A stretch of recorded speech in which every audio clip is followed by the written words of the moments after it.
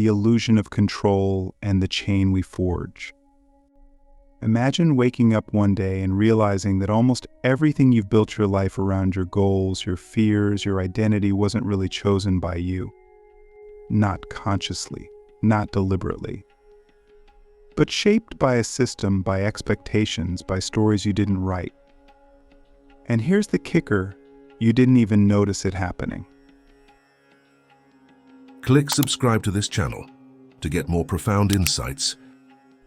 This is the harsh realization that unlocks true freedom. Hi, I'm not just a philosopher. I'm also Miss Breest. And today, we're not giving away money, we're giving away something far more valuable, clarity. Because if you stay with me for the next 20 minutes, I promise you'll walk away seeing your life and the world completely differently. Let's start with a question that might haunt you for the rest of your life.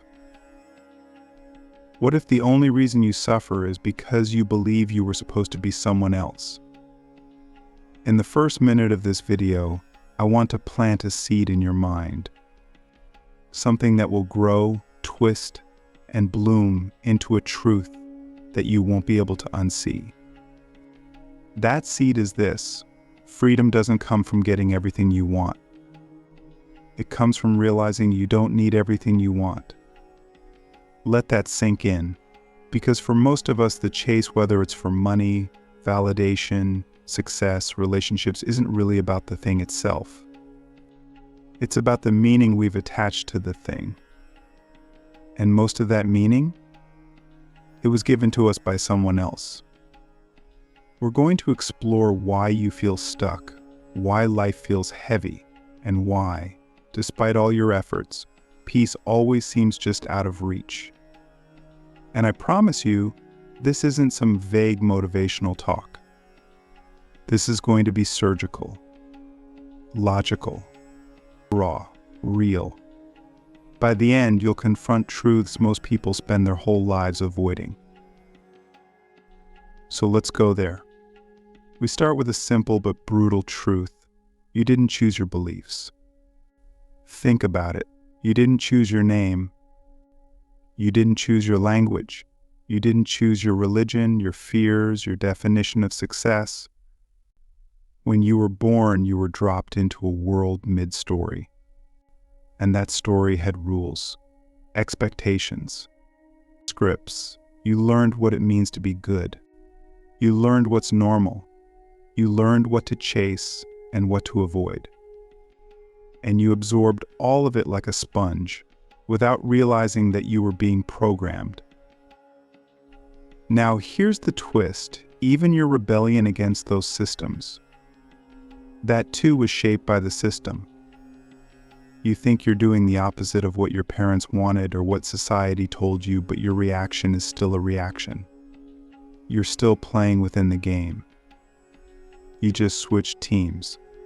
So now I'll ask you, who are you when you're not reacting to anything? This is where the real inquiry begins. Because once you see that your personality is mostly a collection of reactions, habits, and inherited beliefs, you start to feel something strange, a gap, a space, a silence. And in that silence, you meet someone you've never truly met before, yourself. But this meeting isn't comfortable. It's terrifying. Because when you strip away all the noise, all the roles you play, all the stories you've been told, what's left? Most people don't want to find out. That's why they stay busy. That's why they chase distractions. That's why they scroll through their phones until their thumbs go numb, because if they stopped, just for a second, they'd have to face the void. But here's the paradox, that void isn't empty. It's full of potential. It's where your real freedom begins. Now let's zoom out. We live in a world that sells us the illusion of freedom. You can buy what you want, go where you want, say what you want. But that's not real freedom. That's consumer choice dressed up as liberation. Real freedom is internal. It's the ability to see clearly, to respond instead of react, to no longer be a slave to your conditioning. And that's where the harsh realization comes in. True freedom begins the moment you realize that nothing outside of you will ever complete you. Think about that, really. Sit with it. If you're waiting for a relationship to make you feel loved, for a career to make you feel worthy, for money to make you feel safe, you've already given away your power. Because here's the truth most people can't handle. The thing you think you need to be happy is the thing you've been trained to believe will make you happy. And the moment you get it, what happens? You feel good for a while. Then the high wears off. The new car gets old. The relationship loses its spark. The job becomes routine.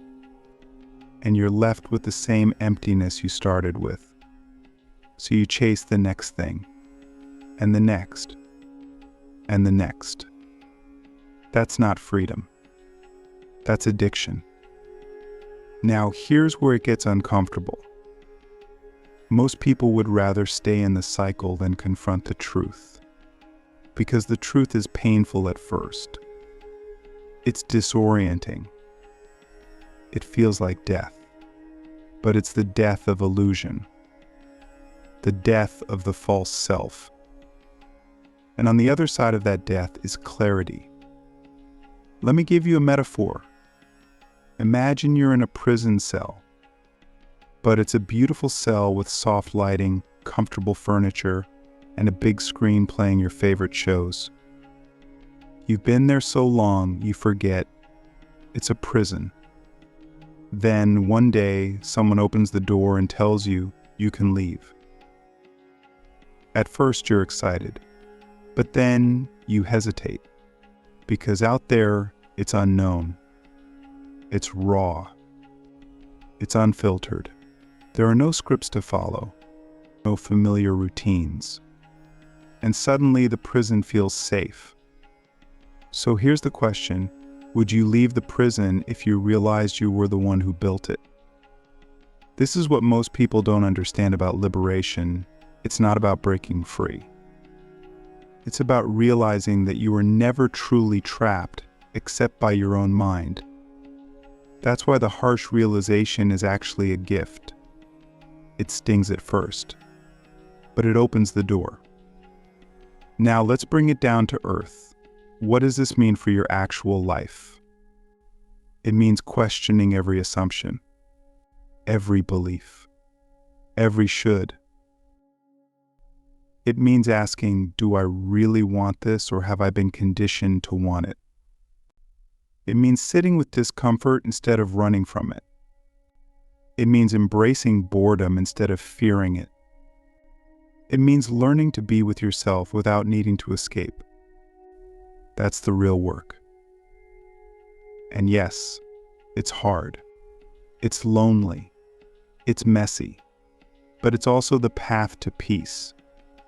Not the kind of peace you get from a yoga retreat. The kind of peace that's unshakable. The kind of peace that comes from knowing that you're no longer being moved by invisible strings. So I'll leave you with this. What are the invisible strings that still control you? Don't answer too quickly. Sit with it. Let the question chew on you.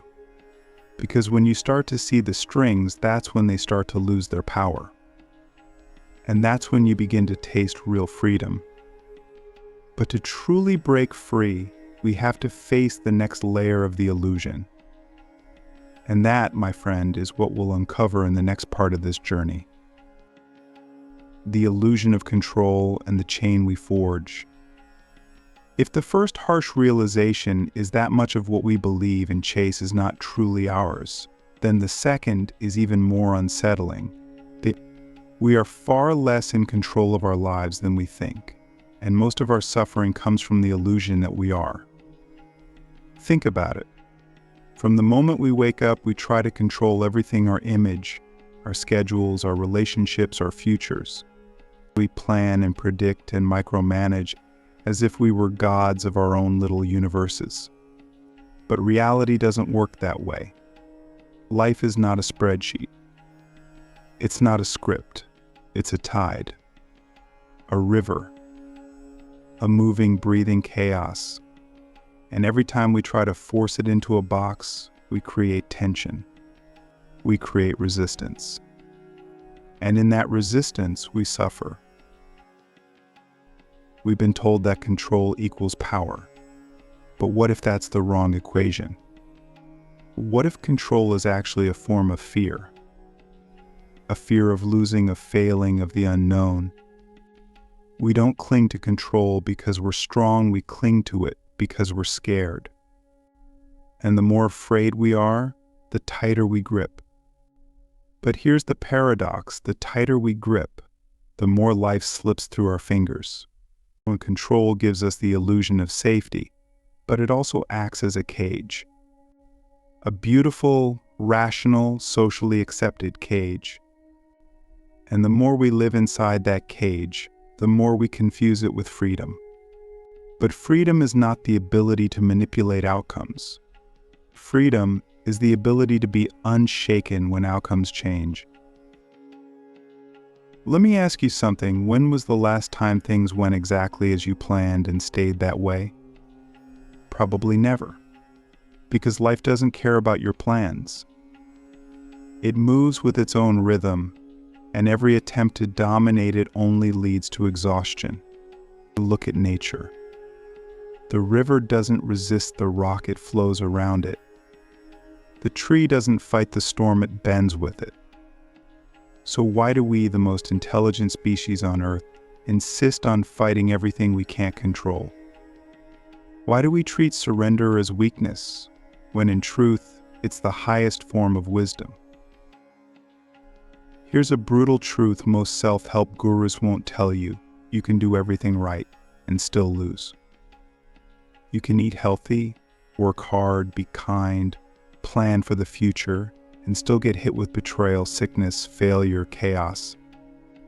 And when that happens, the illusion of control shatters. The people who survive that moment are the ones who aren't attached to control in the first place. The ones who've made peace with uncertainty. The ones who know that life owes them nothing, and yet they still show up fully, lovingly, fiercely. That's the kind of freedom no one can take from you. There's a story I think about often. Imagine a monk carrying a bowl of water. If he walks slowly, carefully, trying not to spill a single drop, he's tense, anxious, hyper-focused. But if he walks with presence, with acceptance of the risk, he moves fluidly, freely. Some water may spill, but he's alive in the moment. That's us. We're all carrying bowls of water, our dreams, our relationships, our hopes. And we're so afraid of spilling anything that we forget to live. We forget that the bowl will eventually be empty, no matter how careful we are. So maybe the point isn't to keep the bowl full. Maybe the point is to dance while carrying it. Now, let's bring this down to our daily lives. Think about how many hours you spend trying to control how people see you. The filters, the edits, the carefully crafted replies. We're all curating our identities like museum exhibits. But underneath the mask, there's terror. Terror of being misunderstood, of being judged, of not being good enough. But here's the truth: you can't control how people perceive you. You can only control how authentically you show up. And ironically, the moment you stop trying to control how others see you, you become magnetic. Because people are starving for realness. For someone who isn't trying to be perfect. For someone brave enough to be fully human. So I'll leave you with this question: what in your life are you holding on to so tightly that it's actually holding you back? Is it your need to be liked? Your need for certainty? Your 5-year plan? Your identity as the successful one, or the strong one, or the one who always has it together? What would happen if you let go just a little? Not in a reckless way, but in a conscious, courageous way? What would open up if you stopped trying to control life and instead started dancing with it? The death of the false self and the birth of true power. There comes a moment, if you're honest with yourself, when you realize that the version of you you've been protecting, polishing, and promoting isn't really you. It's a mask, a projection, a carefully constructed identity built from childhood wounds, societal expectations, and unconscious fears. And the harshest realization of all, the one that feels like a punch to the soul, is this: you've spent years trying to prove the worth of a self that doesn't truly exist. That's where most people break, or awaken. We all build a false self. It's the part of us that wants to be seen as successful, intelligent, loved, admired. It's the version of you that shows up at job interviews, on social media, at family dinners. It's the one who says, "I'm fine," when you're not, who smiles when you're crumbling inside, who works overtime trying to earn what was supposed to be unconditional your right to exist. But here's the tragedy: the more you invest in the false self, the more alienated you become from who you really are. And the more you succeed as the false self, the more imprisoned you feel. Because now, you're not free to be you, you're trapped by the version of you that everyone expects. So what happens if you let that false self die? Not literally, but psychologically, emotionally, spiritually. What happens if you stop trying to meet the expectations of a world that doesn't know your soul? What happens if you stop performing? That's when something miraculous begins. It's not loud or dramatic. It's quiet, subtle, like a breath you didn't know you were holding finally being released. And in that space you emerge. Not the role, not the resume, not the reputation. Just you, raw, real, vulnerable. And that's where true power begins. We've been taught that power is domination, achievement, status. But real power isn't about control. It's about presence. It's about being so rooted in who you are that nothing outside of you can shake your foundation. It's the power of not needing to impress anyone, not needing to chase anything, not needing to be anyone other than who you are in this exact moment. And ironically, when you reach that place when you stop proving and start being, you become magnetic. Not because you're trying, but because truth is contagious. Let's bring this down to the ground again. Ask yourself, what do I do purely for validation? Is it the way you speak? The way you dress? The career path you chose? The opinions you share, and more importantly, the ones you hide? If you stripped away the need for approval, what would change? Who would you become if you didn't fear being misunderstood, disliked, or even rejected? This is where most people stop, because this question demands something most of us aren't ready to give up: the comfort of being accepted. But here's the irony: the comfort of being accepted often costs you the truth of being yourself. And what's the point of being loved if the person being loved is just a mask? What's the point of success if the one succeeding is just a performance?